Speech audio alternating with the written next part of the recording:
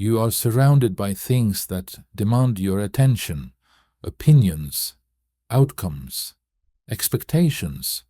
Most of them feel urgent. Very few of them are actually yours. The Stoics understood this clearly. They observed that most human suffering does not come from hardship itself, but from confusing what is within our control with what never was. You are not meant to control the world. You are meant to govern yourself within it. When you resist this truth, life feels chaotic. When you accept it, life becomes quieter. Not easier, but clearer. You cannot control how others behave. You cannot control whether you are praised or ignored. You cannot control the past, and you cannot command the future to cooperate. But you can control how you respond. You can control how you act.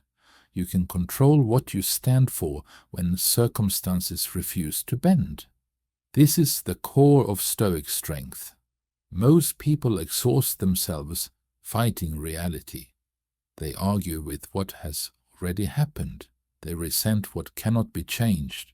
They rehearse conversations that will never occur.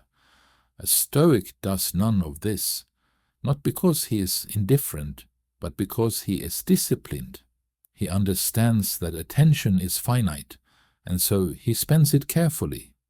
You were not given control over outcomes, only over effort, not over recognition, only over integrity, not over comfort, only over character. This realization changes everything. When you stop demanding that life be fair, you begin asking a better question: how should I act, given what is? This is where dignity is born. Stoicism does not ask you to suppress emotion. It asks you to place emotion in its proper role.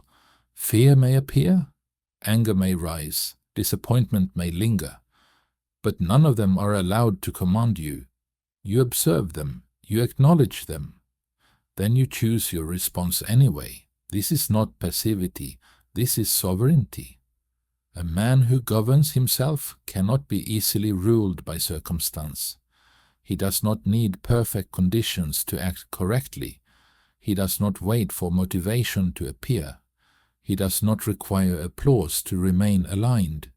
He understands that life will test him without explanation or apology, and so he prepares, not by predicting outcomes, but by strengthening his principles. Every day offers a choice, though it rarely announces itself as one.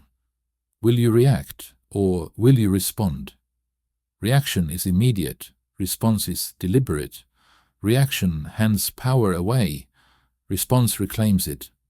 The Stoics believed that freedom was not found in escaping difficulty, but in meeting difficulty without inner collapse. That kind of freedom cannot be taken from you. It does not depend on luck. It does not disappear when things go wrong. It lives entirely within your control. When you understand this, failure loses its sting. Success loses its arrogance. Both become information, not identity. You begin to move through life less attached to outcomes and more committed to conduct. This is what it means to live according to reason. Not cold reason, clear reason. Reason that asks, what is the most honorable action available to me right now? Sometimes that action is endurance. Sometimes it is restraint. Sometimes it is silence. Sometimes it is refusal. Stoicism is not about doing more. It is about doing what is necessary and releasing the rest. There is a calm that comes when you stop trying to control what was never yours. Not a calm of indifference, but a calm of alignment. You begin to trust yourself because you know your standards do not depend on circumstances. This is why Stoicism endures. Empires fell, systems collapsed, generations passed, and still this idea remains. You may not choose what happens to you, but you always choose who you are in response to it. That choice is enough. You do not need to harden yourself against the world. You need to clarify what governs you within it. This is where strength becomes quiet. This is where discipline becomes freedom. This is where life, though uncertain, becomes manageable, not because it obeys you, but because you obey what is right. Carry this with you, not as a rule, but as a lens. And when the world presses in again, as it always will, return to this distinction. What is mine to control, and what is not? Everything else becomes simpler.